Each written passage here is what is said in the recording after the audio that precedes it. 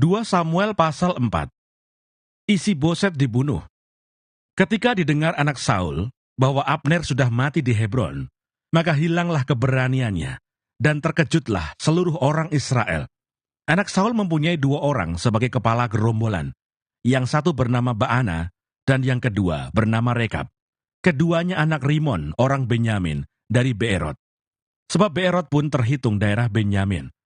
Orang Beerot sudah melarikan diri ke Gitaim, dan menjadi pendatang di sana sampai sekarang. Yonatan anak Saul mempunyai seorang anak laki-laki yang cacat kakinya. Ia berumur 5 tahun. Ketika datang kabar tentang Saul dan Yonatan dari Israel, inang pengasuhnya mengangkat dia pada waktu itu, lalu lari. Tetapi karena terburu-buru larinya, anak itu jatuh dan menjadi timpang. Ia bernama Mephiboset. Anak-anak Rimon, orang Beerot itu, yakni Rekab dan Baana, pergi, lalu sampai pada waktu hari panas terik ke rumah Isi-Boset, ketika ia sedang berbaring siang hari. Kebetulan penjaga pintu rumah itu mengantuk dan tertidur, ketika sedang membersihkan gandum. Demikianlah Rekab dan Baana menyusup ke dalam. Mereka masuk ke dalam rumah itu, ketika Isi-Boset sedang berbaring di atas tempat tidurnya, di dalam kamar tidurnya, membunuh dia, lalu memenggal kepalanya. Mereka membawa kepalanya itu, lalu berjalan semalam-malaman melalui jalan dari Araba Yordan. Kepala Isi-Boset itu dibawa mereka kepada Daud di Hebron, dan mereka berkata kepada raja, "Inilah kepala Isi-Boset anak Saul musuhmu itu, yang ingin mencabut nyawamu. Tuhan pada hari ini telah membiarkan tuanku raja mengadakan pembalasan atas Saul dan atas keturunannya." Tetapi Daud menjawab Rekab dan Baana, saudaranya, anak-anak Rimon, orang Beerot itu, katanya kepada mereka, "Demi Tuhan yang hidup yang telah membebaskan nyawaku dari segala kesesakan. Ketika ada orang yang membawa kabar kepadaku demikian, Saul sudah mati, dan memandang dirinya sebagai orang yang menyampaikan kabar baik, maka aku menangkap dan membunuh dia di Siklak. Dan dengan demikian, aku memberikan kepadanya upah kabarnya. Terlebih lagi sekarang, setelah orang-orang fasik membunuh seorang yang benar di rumahnya, di atas tempat tidurnya, tidakkah aku menuntut darahnya daripada kamu dan melenyapkan kamu dari muka bumi?" Sesudah itu Daud memberi perintah kepada anak buahnya untuk membunuh mereka. Tangan dan kaki mereka dipotong. Kemudian mayat mereka digantung di tepi telaga di Hebron. Tetapi kepala Isi-Boset diambil dan dikuburkan di dalam kubur Abner di Hebron. 2 Samuel pasal 5. Daud menjadi raja atas seluruh Israel. Lalu datanglah segala suku Israel kepada Daud di Hebron dan berkata, "Ketahuilah, kami ini darah dagingmu.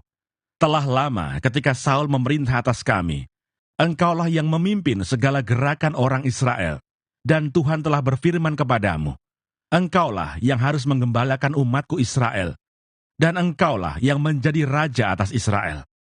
Maka datanglah semua tua-tua Israel menghadap raja di Hebron. Lalu Raja Daud mengadakan perjanjian dengan mereka di Hebron di hadapan Tuhan. Kemudian mereka mengurapi Daud menjadi raja atas Israel. Daud berumur 30 tahun pada waktu ia menjadi raja. 40 tahun lamanya ia memerintah. Di Hebron, ia memerintah atas Yehuda 7 tahun 6 bulan. Dan di Yerusalem, ia memerintah 33 tahun atas seluruh Israel dan Yehuda. Daud merebut Yerusalem dan menetap di sana. Lalu raja dengan orang-orangnya pergi ke Yerusalem, menyerang orang Yebus, penduduk negeri itu. Mereka itu berkata kepada Daud, "Engkau tidak sanggup masuk kemari. Orang-orang buta dan orang-orang timpang akan mengenyahkan engkau." Maksud mereka, Daud tidak sanggup masuk kemari. Tetapi Daud merebut kubu pertahanan Sion, yaitu kota Daud. Daud telah berkata pada waktu itu, "Siapa yang hendak memukul kalah orang Yebus, haruslah ia masuk melalui saluran air itu." Hati Daud benci kepada orang-orang timpang dan orang-orang buta. Sebab itu orang berkata, orang-orang buta dan orang-orang timpang tidak boleh masuk bait. Dan Daud menetap di kubu pertahanan itu dan menamainya kota Daud. Ia memperkuatnya sekelilingnya, mulai dari Milo ke bagian dalam, Lalu makin lama makin besarlah kuasa Daud, sebab Tuhan Allah semesta alam menyertainya. Istana dan rumah tangga Daud. Hiram, raja negeri Tirus, mengirim utusan kepada Daud dan kayu aras, tukang-tukang kayu dan tukang-tukang batu. Mereka mendirikan istana bagi Daud. Lalu tahulah Daud bahwa Tuhan telah menegakkan dia sebagai raja atas Israel dan telah mengangkat martabat pemerintahannya oleh karena Israel umatnya.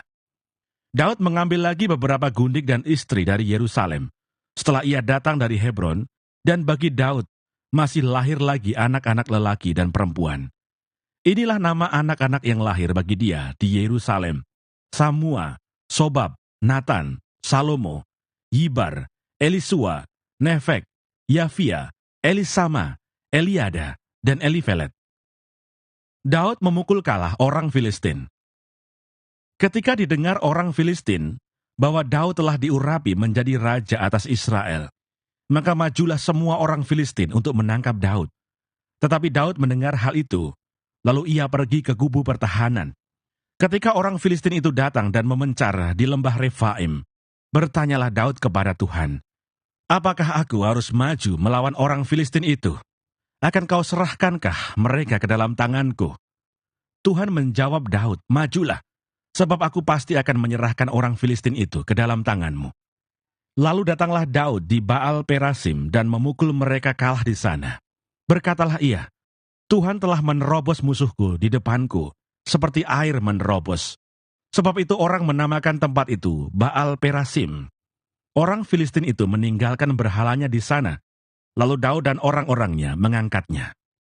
Ketika orang Filistin maju sekali lagi dan memencar di lembah Refaim, maka bertanyalah Daud kepada Tuhan dan ia menjawab, "Janganlah maju, tetapi buatlah gerakan lingkaran sampai ke belakang mereka, sehingga engkau dapat menyerang mereka dari jurusan pohon-pohon kertau. Dan bila engkau mendengar bunyi derap langkah di puncak pohon-pohon kertau itu, maka haruslah engkau bertindak cepat, sebab pada waktu itu Tuhan telah keluar berperang di depanmu untuk memukul kalah tentara orang Filistin." Dan Daud berbuat demikian, seperti yang diperintahkan Tuhan kepadanya. Maka ia memukul kalah orang Filistin, mulai dari Geba sampai dekat Geser. 2 Samuel pasal 6. Tabut dipindahkan ke Yerusalem. Daud mengumpulkan pula semua orang pilihan di antara orang Israel, 30.000 orang banyaknya. Kemudian bersiaplah Daud, lalu berjalan dari Baal Yehuda dengan seluruh rakyat yang menyertainya, untuk mengangkut dari sana tabut Allah yang disebut dengan nama Tuhan semesta alam yang bertahta di atas kerubim. Mereka menaikkan tabut Allah itu ke dalam kereta yang baru setelah mengangkatnya dari rumah Abinadab yang di atas bukit. Lalu Usa dan Ahyo, anak-anak Abinadab, mengantarkan kereta itu. Usa berjalan di samping tabut Allah itu, sedang Ahyo berjalan di depan tabut itu. Daud dan seluruh kaum Israel menari-nari di hadapan Tuhan dengan sekuat tenaga, diiringi nyanyian, kecapi, gambus, rebana, kelentung, dan ceracap. Ketika mereka sampai ke tempat pengirikan Nakon, maka Usa mengulurkan tangannya kepada tabut Allah itu, lalu memegangnya, karena lembu-lembu itu tergelincir. Maka bangkitlah murka Tuhan terhadap Usa, lalu Allah membunuh dia di sana karena keteledorannya itu. Ia mati di sana, dekat tabut Allah itu. Daud menjadi marah, karena Tuhan telah menyambar Usa demikian hebatnya. Maka tempat itu disebut orang Peres Usa sampai sekarang. Pada waktu itu Daud menjadi takut kepada Tuhan, lalu katanya, "Bagaimana tabut Tuhan itu dapat sampai kepadaku?" Sebab itu Daud tidak mau memindahkan tabut Tuhan itu ke tempatnya, ke kota Daud. Tetapi Daud menyimpang dan membawanya ke rumah Obed-Edom, orang Gad itu. 3 bulan lamanya tabut Tuhan itu tinggal di rumah Obed-Edom, orang Gad itu, dan Tuhan memberkati Obed-Edom dan seisi rumahnya. Diberitahukanlah kepada Raja Daud demikian, Tuhan memberkati seisi rumah Obed-Edom dan segala yang ada padanya oleh karena tabut Allah itu. Lalu Daud pergi, mengangkut tabut Allah itu dari rumah Obed-Edom ke kota Daud dengan sukacita. Apabila pengangkat-pengangkat tabut Tuhan itu melangkah maju 6 langkah. Maka ia mengorbankan seekor lembu dan seekor anak lembu gemukan. Dan Daud menari-nari di hadapan Tuhan dengan sekuat tenaga. Ia berbaju efod dari kain lenan. Daud dan seluruh orang Israel mengangkut tabut Tuhan itu dengan diiringi sorak dan bunyi sangkakala. Ketika tabut Tuhan itu masuk ke kota Daud, maka Mikal, anak perempuan Saul, menjenguk dari jendela, lalu melihat Raja Daud meloncat-loncat serta menari-nari di hadapan Tuhan. Sebab itu ia memandang rendah Daud dalam hatinya. Tabut Tuhan itu dibawa masuk, lalu diletakkan di tempatnya, di dalam kemah yang dibentangkan Daud untuk itu. Kemudian Daud mempersembahkan korban bakaran dan korban keselamatan di hadapan Tuhan. Setelah Daud selesai mempersembahkan korban bakaran dan korban keselamatan, diberkatinyalah bangsa itu demi nama Tuhan semesta alam. Lalu dibagikannya kepada seluruh bangsa itu, kepada seluruh khalayak ramai Israel, baik laki-laki maupun perempuan, kepada masing-masing seketul roti bundar, sekerat daging, dan sepotong kue kismis.